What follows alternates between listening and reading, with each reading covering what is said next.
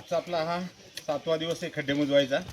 हे 2 हात आहेत ना आपले, ह्या 2 हाताने अनेक लोकांचे आपण प्राण वाचवलेले आहेत आणि कित्येक लोक खड्ड्यात पडलेत, त्यांना हॉस्पिटलला आपण घेऊन गेलेले आहे। तर बाबा ह्या खड्ड्यामध्ये आपण जेव्हा आपला घरचा माणूस जातो तो सुखरूप घरी यावा अशा उद्दिष्टातून आणि चांगल्या हेतूने आपण सह्याद्री ॲडव्हेंचर ट्रेकर्स यांच्यामार्फत असं व्यवस्थितपणे खड्डे मुजवतो की बाबा आपला घरचा माणूस असो किंवा इतर बाहेरचा पर्यटक असो कोणी असो तो सुखरूप घरी जावा। पाऊन असेल, आता तुम्ही बघता जायच्या 5 दिवस दो पाऊस आहे, आज जरासं कमी आहे, त्यामुळे चांगलं काम होते आणि हा व्यवस्थित खड्डा आपण भरून द्यायचा।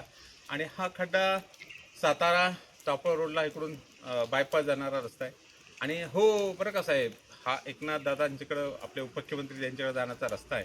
साहेब तुमची गाडी इथून व्यवस्थित गेली पाहिजे, कारण आमच्या नगर परिषदेतील कोण असेल बरं सांगा बरं, नगर परिषदेमधील आमचे मुख्य अधिकारी असतील त्यांना अजिबात वेळ नाही, ते गाडीतनं खाली उतरतच नाहीत आणि कुठल्या रस्त्याला लाईट आहे कुठल्या रस्त्याला नाही आणि काय स्थानिकावर अडचणी आल्यात ह्यांना समजून घेण्यासाठी त्यांच्याकडे वेळच नाही। आपली मोहीम चाललेली आहे खड्डे भरायची आणि हे खड्डे भरत असताना हा रस्ता माझा की तुझा, तहसीलदार म्हणतो माझा नाही, PWD माझा नाही, नगराध्यक्ष म्हणतात माझा नाही, मुख्य अधिकारी म्हणतात माझा नाही आणि ह्या रस्त्यात ते खड्डे राहिले त्यातनं अनेक अपघात झाले।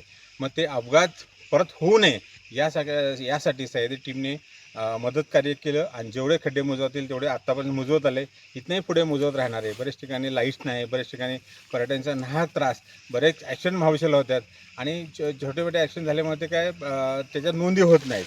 तर असे अपघात महाविशाला होऊ नये म्हणून आम्ही ही मोहीम हाती घेतली आणि आज आम्ही कळमगावचा एक आम्हाला कॉल आला की या का विहिरीमध्ये म्हस पडलेली आहे आणि तुमची आम्हाला मदत पाहिजे। मित्र हो, मला ही अपेक्षा म्हणजे विहिरीत पडलेले एक जनावर आपल्याला काढायचं आणि तो कॉल आला आहे, मी त्यांना म्हणलं पाऊण तासात मिळतो। त्यावेळेला हे अधिकारी लक्षात ठेवा, पंचायत समिती असेल, तहसीलदार असेल, नगराध्यक्ष असतील, CO साहेब असेल, नगरपरिषदेचे, आम्ही असं विचारलं नाही की हे माझ्या हद्दीत नाही मी का जावं म्हणून।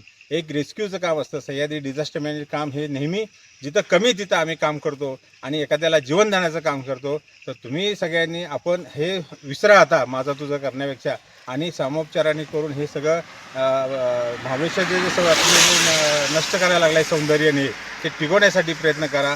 मी एवढंच बोलेन। जय हिंद, जय महाराष्ट्र।